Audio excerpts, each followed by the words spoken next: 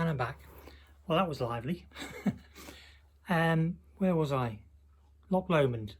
Yeah, that was just one incident. It was it was noisy, busy, but fantastically rewarding scenic wise. The midges were a nightmare though, obviously being near the water and what have you. But I stayed at the two Britstop locations, and I stayed at a campsite at Dunbeath. I think it was Dunbeath, called Inver Caravan and Campsite. Fantastic, lovely site, owned by a couple in their 70s, and I only booked in for one night, but I enjoyed it so much I stayed for four. It was only £20 a night with a hookup as well, and they'd redone all the bathrooms, and it was like a hotel in there. It was gorgeous. But apart from those 4 nights and the 2 nights at Britstops, I basically used Park4night and wild camped everywhere. There was only one night where I was tired and sore from driving, and I can't think of where I was actually, and I used Park4night, and it came up with the services, and I was prepared to pay, because for some services you can stay overnight but there's a fee. Like in Blackpool I stayed overnight and it was £15, and in hindsight I should have been a lot less lazy than I was and just gone for a Park4night location there. But on that day I wasn't feeling too great, and anyway, that's by the by. But I've lost myself now where I was going with that. But oh yeah, one night I pulled into services, and it wasn't what I thought it was at all. It was the tiny services. There was nowhere to park, especially certainly not overnight. But to the right of the services there was like a newly built housing estate, and just before you went on there was a lay-by for one car, and I thought, if I squeeze on that I might be all right, and that's where I stayed that night. And I thought I'm going to get a knock on the door at some point saying, do you mind moving on, because I might have looked like I was some sort of vagrant or someone desirable. But it was fine, perfectly okay. And again, just goes to show you, it doesn't really matter what the location is. If you're not bothering anybody else, then why should they bother you? The only downfall I found with Park4night is there were a couple of occasions in Scotland where I didn't have a signal and I was unable to get the app to work.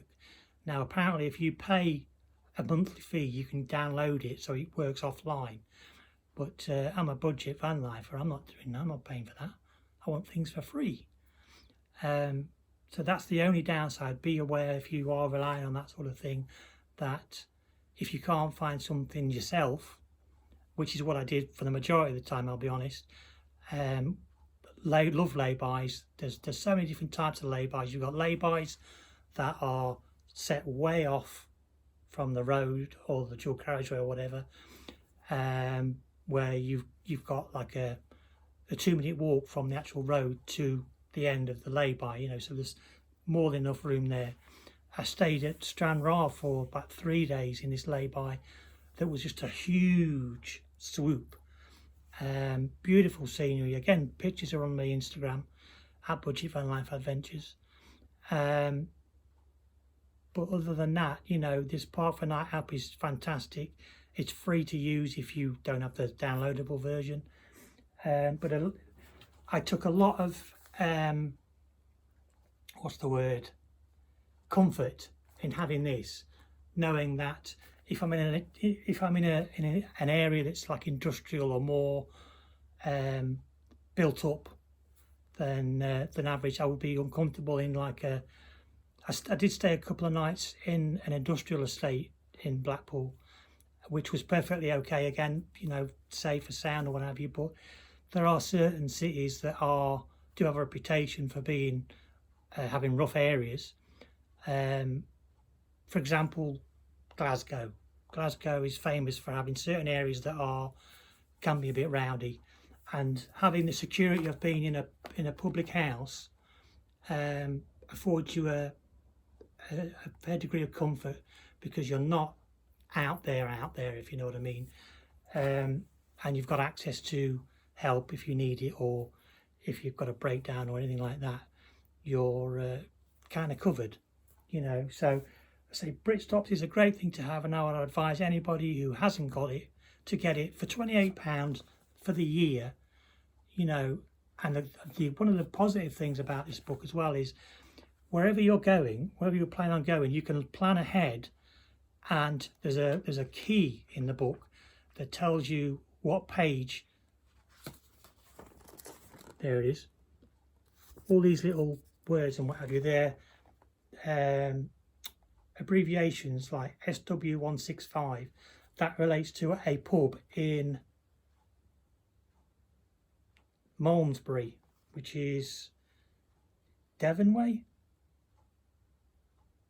Yeah, around that. So if you're heading towards Devon and you think, well, I'll be in that sort of area, you know, what's available, you can have a look specifically at, go straight to that page, and it will tell you what facilities they have. Some facilities even do free Wi-Fi and things like that, you know. So it's 100% advised getting this as a backup, because it's there then for the year, you know.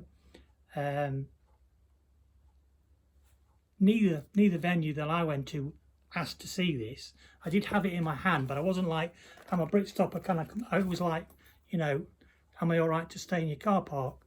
So, but you do have they give you a sticker to put in your van as well. So in case the pub's closed or whatever, they know that you're not going to, you know, set up camp there and stay there, and they might have to get court injunctions to move you on and stuff like that. I don't know what I'm saying now, I'm ranting. Chest throwing up just put me off a bit, to be honest.